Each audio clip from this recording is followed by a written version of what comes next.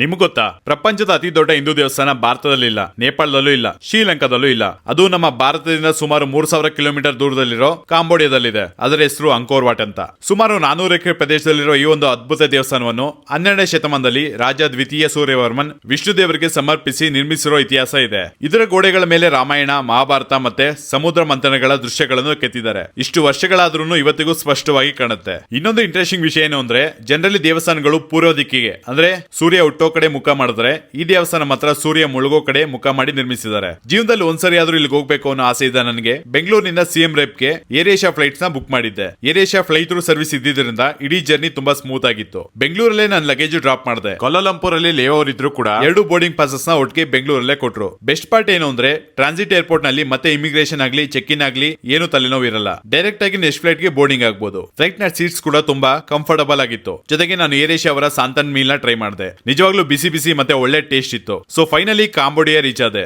ಇನ್ನೊಂದು good news ಏನಂದ್ರೆ, Indians ಗೆ ಕಾಂಬೋಡಿಯಾದಲ್ಲಿ ಈ ವೀಸಾ ಆನ್ ಅರೈವಲ್ ಆಪ್ಷನ್ ಇದೆ. ಇಲ್ಲ ಆನ್ಲೈನ್ ಅಲ್ಲಿ ಕೂಡ ಈ ವೀಸಾ ತುಂಬಾ ಈಸಿಯಾಗಿ ಸಿಗುತ್ತೆ. ಅಂಕೋರ್ ವಾಟ್ ದೇವಸ್ಥಾನ ಬಗ್ಗೆ ಹೇಳ್ಬೇಕು ಅಂದ್ರೆ, ಕೆಲವು ದಶಕಗಳಿಂದ ಈ ದೇವಸ್ಥಾನವನ್ನು ಬೌದ್ಧ ದೇವಸ್ಥಾನವಾಗಿ ಪರಿವರ್ತನೆ ಮಾಡಿದ್ರು ಕೂಡ ಇವತ್ತಿಗೂ ವಿಷ್ಣು ಮೂರ್ತಿಯನ್ನ ಪೂಜೆ ಮಾಡ್ತಾರೆ. ಅಷ್ಟೇ ಅಲ್ಲ, ನೀವು ಸಿಎಂ ರೇಪ್ ಅಲ್ಲಿ ಪ್ರಾಚೀನ ಬ್ರಹ್ಮನ್ ದೇವಸ್ಥಾನ ನೋಡಬಹುದು. ಇದರ ಹೆಸರು ಟಾಪ್ ರೋಮ್ ಟೆಂಪಲ್ ಅಂತ. ದೊಡ್ಡ ದೊಡ್ಡ ಮರಗಳು ದೇವಸ್ಥಾನವನ್ನು ಆವರಿಸಿಕೊಂಡಿದೆ. ಇಲ್ಲಿ Hollywood movie Tomb Raider shoot ಮಾಡಿರೋದ್ರಿಂದ ಇದನ್ನ ಟಾಮ್ ರೈಡರ್ ಟೆಂಪಲ್ ಅಂತಾನೂ ಕರೀತಾರೆ. ಬ್ರಹ್ಮ ವಿಷ್ಣು ಆದ್ಮೇಲೆ ನಮ್ಮ ಶಿವಪ್ಪನ ದೇವಸ್ಥಾನ ನೋಡಿಲ್ಲ ಅಂದ್ರೆ ಆಗುತ್ತಾ? ಹತ್ತಿರದಲ್ಲಿ ಬಾಂಟೆಸ್ರಿ ಅನ್ನೋ ದೇವಸ್ಥಾನ ಇದೆ. ಇದನ್ನ 1000 ವರ್ಷಗಳ ಹಿಂದೆ ರಾಜ ರಾಜೇಂದ್ರ ವರ್ಮನ್ ನಿರ್ಮಿಸಿರೋದು. ಇದನ್ನು ಗುಲಾಬಿ ಬಣ್ಣದ ಸ್ಯಾಂಡ್ ಸ್ಟೋನ್ ಇಂದ ಕಟ್ಟಿರೋದ್ರಿಂದ ಸನ್ರೈಸ್ ಅಥವಾ ಸನ್ಸೆಟ್ ಟೈಮ್ ಅಲ್ಲಿ ಈ ದೇವಸ್ಥಾನ ಇನ್ನೂ ಬ್ಯೂಟಿಫುಲ್ ಆಗಿ ಕಾಣುತ್ತೆ. ನಿಜ ಹೇಳ್ಬೇಕು ಅಂದ್ರೆ, ಕಾಂಬೋಡಿಯಾ ಜಾಸ್ತಿ ಜನಕ್ಕೆ ಗೊತ್ತಿಲ್ಲದ ಒಂದು ಹಿಡನ್ ಜೆಮ್ ಅಂತ ಹೇಳ್ಬೋದು. ಸೋಲೋ ಟ್ರಾವೆಲ್ ಮಾಡೋರ್ಗೆ, ಗ್ರೂಪ್ ಜೊತೆ ಎಕ್ಸ್ಪ್ಲೋರ್ ಮಾಡೋರ್ಗೆ ಇದು ಪರ್ಫೆಕ್ಟ್ ಡೆಸ್ಟಿನೇಷನ್ ಅನಿಸ್ತು. ಸೊ ನೆಕ್ಸ್ಟ್ ರೀಲ್ ಅಲ್ಲಿ ನಿಮ್ಗೆ ಕಂಪ್ಲೀಟ್ ಐಟನರಿ ಶೇರ್ ಮಾಡ್ತೀನಿ.